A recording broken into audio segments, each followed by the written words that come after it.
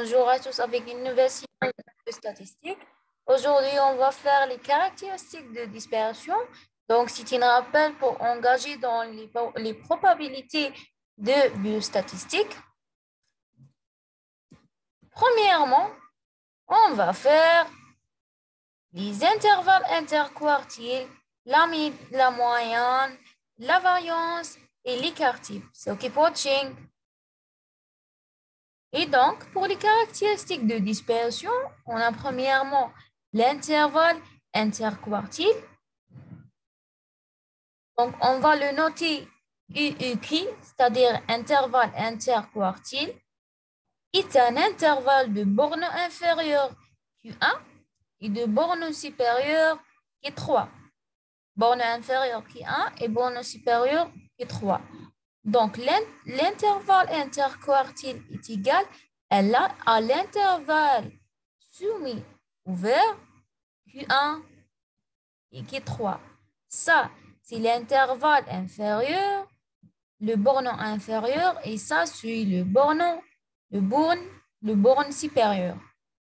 L'écart type de l'interquartile est la différence entre Q3 et Q1. Donc, c'est quoi l'écart interquartile?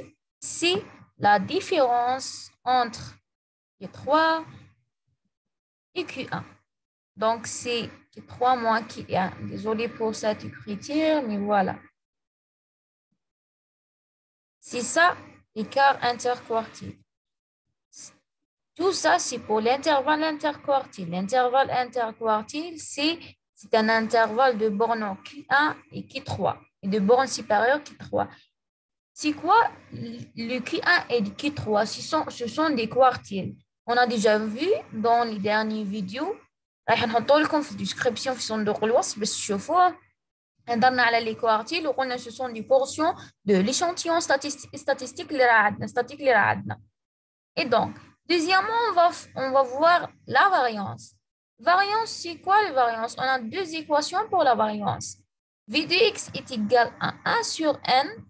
Avec 1, c'est la taille d'échantillon. La somme du i est égale à 1 vers n du ni fois xi moins x bar au carré. C'est quoi ni? Ni, c'est l'effectif.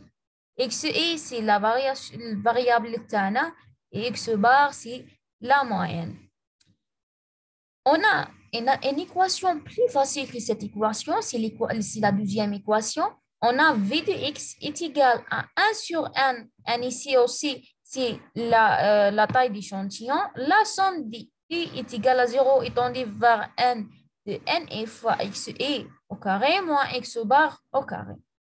Et ni, c'est l'effectif. Xi, c'est variable. X bar, c'est la moyenne. Pourquoi cette équation vraiment facile que la première équation? Pourquoi?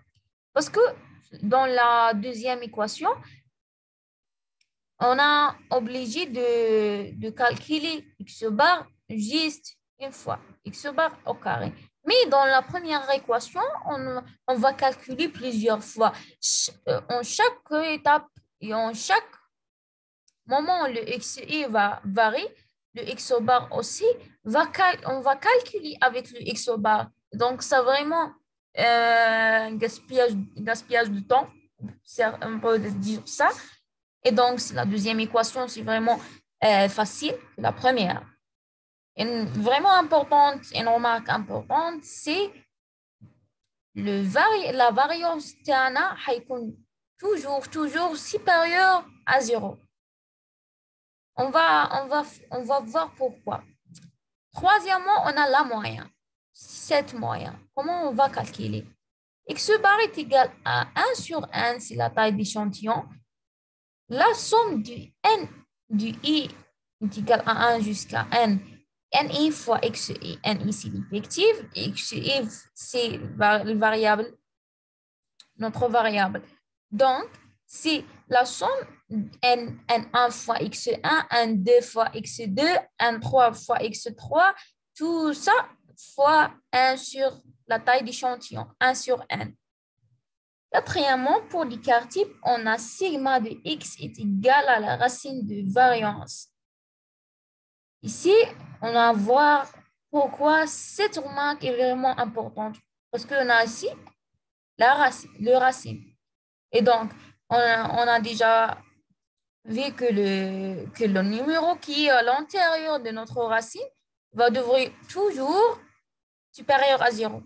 Et pour cela, si vous avez une variance qui est inférieure à 0, donc vous êtes tombé en faute, donc il devrait de corriger. Et voilà, c'est tout pour aujourd'hui.